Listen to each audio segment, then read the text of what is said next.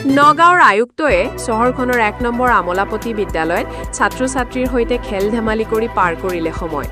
নগাঁও জিলাৰ আয়ুক্ত দেৱাশিষ শৰ্মাই ১ নম্বৰ আমলাপতি নিম্ন বুনিয়াদী বিদ্যালয় পৰিদৰ্শন কৰে। পৰিদৰ্শন কালত আয়ুক্তগৰাকীয়ে বিদ্যালয়খনৰ ছাত্ৰ-ছাত্ৰীসকলৰ সৈতে মত বিনিময় কৰাৰ লগতে কিছু সময় খেল-ধেমালি কৰি অতিবাহিত কৰে। আয়ুক্ত শৰ্মাই শ্ৰেণীকোঠাত ছাত্ৰ-ছাত্ৰীসকলৰ পঢ়া-শুনাৰ অগ্ৰগতিৰ বুজ লয় আৰু শিক্ষকসকলৰ সৈতে শৈক্ষিক পৰিৱেশ উন্নত কৰাৰ বিষয়ে আলোচনা কৰে। তেওঁ ছাত্ৰ-ছাত্ৰীসকলক নিয়মীয়াকৈ বিদ্যালয়লৈ অহা, সপোন দেখা আৰু কঠোৰ পৰিশ্ৰম কৰিবলৈ উৎসাহিত কৰে। বিদ্যালয়ৰ শ্ৰেণীকোঠা, শৌচালয় আৰু মধ্যাহ্ন ভোজনৰ ব্যৱস্থাও পৰিদৰ্শন কৰে আয়ুক্তগৰাকীয়ে। আয়ুক্ত শৰ্মাই কয় যে জিলা প্ৰশাসনে চৰকাৰী বিদ্যালয়সমূহৰ মান উন্নয়নৰ বাবে প্ৰতিশ্ৰুতিবদ্ধ। ছাত্ৰ-ছাত্ৰীসকলেও আয়ুক্তগৰাকীক ওচৰত পাই আনন্দ প্ৰকাশ কৰে। নগাঁৱৰ পৰা বিভূতি বৰাৰ প্ৰতিবেদন, বটদ্ৰৱা লাইভ।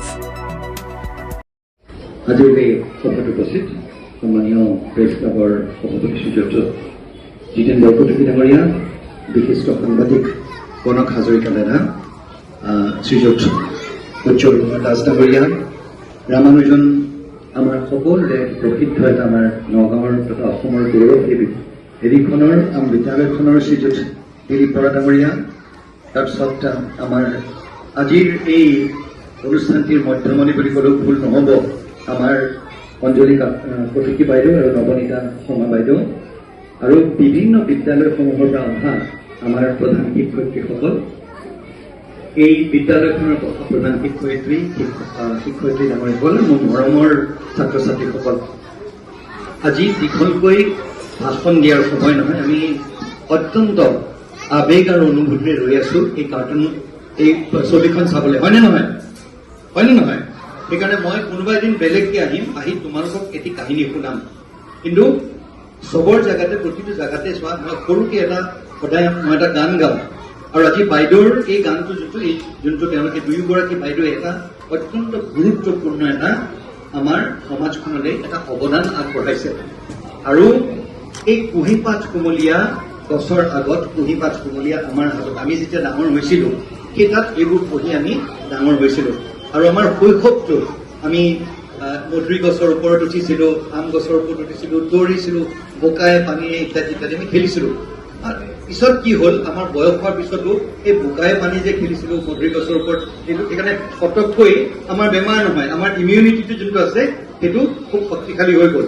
তোমালোককো কৈছো, সদায় কম্পিউটাৰটোৰ সন্মুখত বা মোবাইলটোৰ সন্মুখত অনবৰতে যদি বহি থাকা, শৰীৰৰ পৰা তোমালোকৰ দুখ নাই। আজিকালি ধৰি লওক খেলিবলৈ জেগা নাই, আমি ফ্লেটত থাকো, কিন্তু সদায় এটা কথা মনত ৰাখিবা, সৰু হৈ থকা অৱস্থাত বাহিৰত ওলাই খেলিব লাগিব, কিতাপ পঢ়িব লাগিব।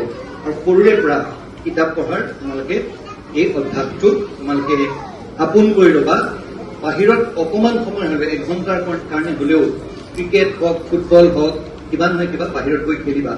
ঘৰলৈ অহাৰ লগে লগে বা কিবা এটা সময় পোৱাৰ লগে লগে দেউতা বা মাৰ মোবাইলটো লৈ মোবাইলত লাগি নাযাবা। এতিয়া কি হ'ব, চকুকেইটা বেয়া হৈ যাব আৰু লাহে লাহে লাহে লাহে তোমালোকৰ আগবাঢ়ি যোৱাৰ যোনটো শক্তি। আৰু সদায় খেলিলে কি হয়, সদায় মনত ৰাখিবা, বাহিৰৰ যোনখিনি, বাহিৰত গৈ যেতিয়া তোমালোকে খেলা ধূলা কৰা, তোমালোকৰ কি হ'ব, পঢ়া শুনা কৰিবলৈও মন যাব। সেইকাৰণে মোৰ দৃঢ় বিশ্বাস যে আজি বাইদেউ, দুগৰাকী বাইদেউৰ এই যি মহান প্ৰচেষ্টা তেওঁলোকে কৰিছে সফল হ'ব।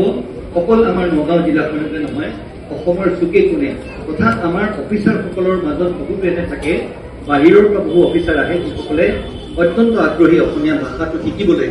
আৰু ভাৰতীয় প্ৰশাসনিক সেৱাৰ যিসকল বিষয়া আছে, তেওঁলোকে এবছৰৰ ভিতৰতে অসমীয়া ভাষাটো, যিসকলে অসমত কাম কৰি আছে তেওঁলোকে অসমীয়া ভাষাটো আয়ত্ত কৰিব পৰাটো অত্যন্ত প্ৰয়োজনীয়। মই ভাবোঁ যে অকল বিদ্যাৰ্থী সমাজৰ ক্ষেত্ৰতে নহয়, আমাৰ যিসকল বিষয়াবৰ্গ আছে তেওঁলোকৰ ক্ষেত্ৰতো, তেওঁলোকক অসমীয়া ভাষাটো তেওঁলোকক শিকোৱাৰ ক্ষেত্ৰতো এটা বিশেষ অৱদান আগবঢ়াব। আমাৰ সকলোৰে হৈ দুয়োগৰাকী বাইদেউক আমাৰ আন্তৰিক অভিনন্দন, বিশেষ শুভেচ্ছা আৰু শুভকামনা জনাইছো। আৰু আমাৰ গোটেই সমাজখনৰ হৈ তেওঁলোক দুয়োকে আমাৰ অশেষ ধন্যবাদ জ্ঞাপন কৰিছো। আৰু এই কিতাপখনৰ এই কাৰ্টুন যোনটো তেওঁলোকে ডকুমেণ্টাৰী যোনখন বনাইছে, তাৰ আমি উত্তৰোত্তৰ কামনা কৰিছো। আৰু মোৰ দৃঢ় বিশ্বাস, আৰু তোমালোক সকলোকে মই অনুৰোধ কৰিছো যাতে এইখন তোমালোকে ডাউনলোড কৰি ল'বা আৰু মাজে মাজে চাবা আৰু শ্বেয়াৰ কৰিবলৈ ক'বা, মা দেউতাহঁতক ক'বা যাতে শ্বেয়াৰ কৰে। আৰু এই শ্বেয়াৰ কৰিলে আমাৰ গোটেই অসমত বা বিভিন্ন জেগাত, অসমৰ বাহিৰতো, ইংলেণ্ডতো আছে অসমীয়া মানুহ, তাৰ আমেৰিকাত আছে তেওঁলোকে সদায় আমি আমাৰ ল'ৰা ছোৱালীক আমাৰ ভাষাটো শিকাব লাগিব যিহেতুকে যদি আমাৰ শিপাডাল যদি কটকটীয়া নহয় তেতিয়াহ'লে কিন্তু আমি জীৱনত আগবাঢ়ি যাব নোৱাৰিম পৃথিৱীৰ গোটেই সংস্কৃতি বেলেগ ভাষা আমি আঁকোৱালি ল'ব লাগিব কিন্তু আমাৰ নিজৰ শিপাডাল সদায় আমি কটকটীয়াকৈ ৰাখিব লাগিব ইয়াকে কৈ পুনৰবাৰ বাইদেউসকলক আমাৰ কুটুকী ডাঙৰীয়াও আছে আৰু যিসকল ব্যক্তিয়ে দুয়োগৰাকী বাইদেউক এই অনুষ্ঠানটোত এই কাৰ্টুন ভাগ তেওঁলোকে ডকুমেণ্টাৰী ভাগ বনাওঁতে সহায় কৰিলে তেওঁলোককো ধন্যবাদ জনাইছোঁ আৰু অনুষ্ঠানটিৰ উত্তৰোত্তৰ কামনা কৰি আমাক ইমানখিনি সন্মান যাচি আজি বাইদেৱে আমাক ইয়ালৈ মাতি আনি সন্মানীসকলৰ লগত বা আপোনালোকৰ আগত মোৰ মনৰ ভাৱ ব্যক্ত কৰাৰ যি সুযোগ দিলে তাৰ ধন্যবাদ জনাই অনুষ্ঠানটিৰ উত্তৰোত্তৰ কামনা কৰি মোৰ বক্তব্য ইয়াতে সামৰণি মাৰিছোঁ ধন্যবাদ